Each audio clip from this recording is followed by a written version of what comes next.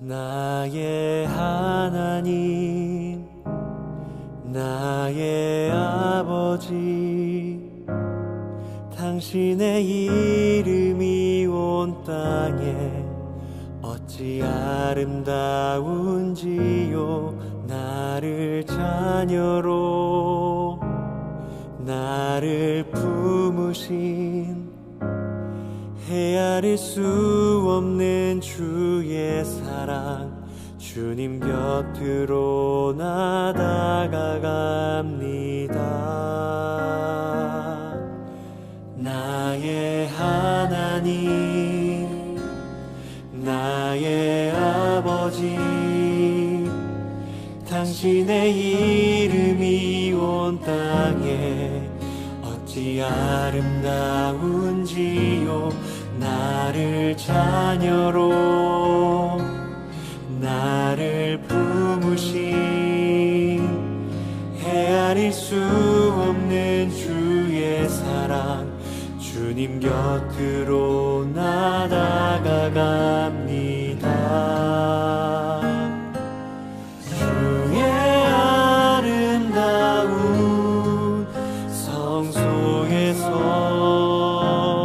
주를 바라보게 하소서.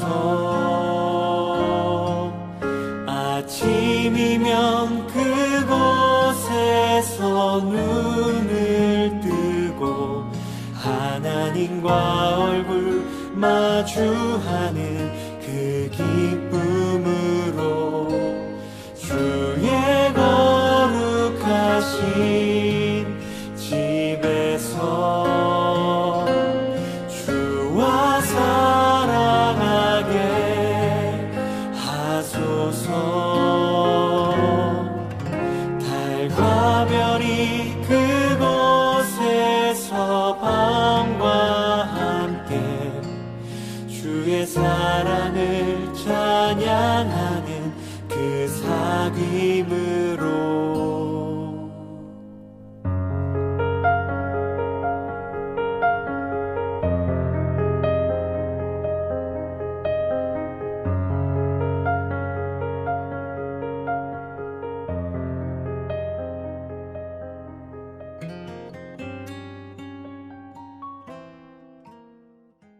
하나님, 이 시간 우리가 우리의 온 마음과 우리의 중심을 하나님께로 집중하길 원합니다. 이 시간 주님의 말씀을 통하여서 하나님의 마음이 우리의 가슴에 심겨지게 하시고 또 그렇게 우리가 살아갈 힘을 얻는 귀한 은혜의 시간 되게 하여 주시옵소서. 모든 것 맡겨드리며 예수님의 거룩하신 이름으로 기도드립니다. 아멘. 오늘 함께 나눌 말씀은 시편 19편 1절부터 14절 창조의 영광 토라의 지혜입니다. 시편 19편 1절부터 14절 함께 읽겠습니다. 하늘이 하나님의 영광을 선포하고 궁창이 그의 손으로 하신 일을 나타내는도다. 날은 날에게 말하고 밤은 밤에게 지식을 전하니 언어도 없고 말씀도 없으며 들리는 소리도 없으나 그의 소리가 온 땅에 통하고 그의 말씀이 세상 끝까지 이르도다. 하나님이 해를 위하여 하늘에 장막을 베푸셨도다. 해는 그의 신방에서 나오는 신랑과 같고 그의 길을 달리기 기뻐하는 장사 같아서 하늘 이 끝에서 나와서 하늘 저 끝까지 운행하며 그의 열기에서 피할 자가 없도다. 여호와의 율법은 완전하여 영혼을 소성시키며 여호와의 증거는 확실하여 우둔한 자를 지혜롭게 하며 여호와의 교훈은 정직하여 마음을 기쁘게 하고 여호와의 계명은 순결하여 눈을 밝게 하시도다. 여호와를 경외하는 도는 정결하여 영원까지 이르고 여호와의 법도 진실하여 다 의로우니 금 곧 많은 순금보다 더 사모할 것이며 꿀과 송이꿀보다 더 달도다. 또 주의 종이 이것으로 경고를 받고 이것을 지킴으로 상이 크니이다. 자기 허물을 능히 깨달을 자 누구리요? 나를 숨은 허물에서 벗어나게 하소서. 또 주의 종에게 고의로 죄를 짓지 말게 하사 그 죄가 나를 주장하지 못하게 하소서. 그리하면 내가 정직하여 큰 죄가에서 벗어나겠나이다. 나의 반석이시오 나의 구속자이신 여호와여, 내 입의 말과 마음의 묵상이 주님 앞에 연락되기를 원하나이다. 아멘.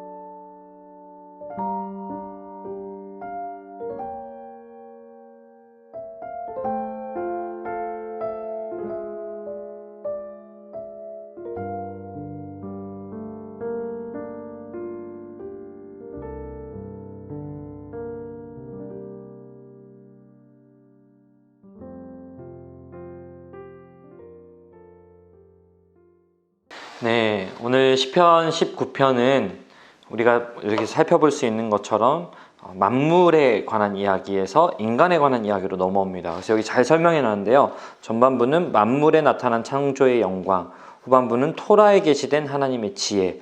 네, 이렇게 우리 한번 또 생각해 볼 수 있는데요. 저는 이렇게 세 부분으로 나누어 봤습니다.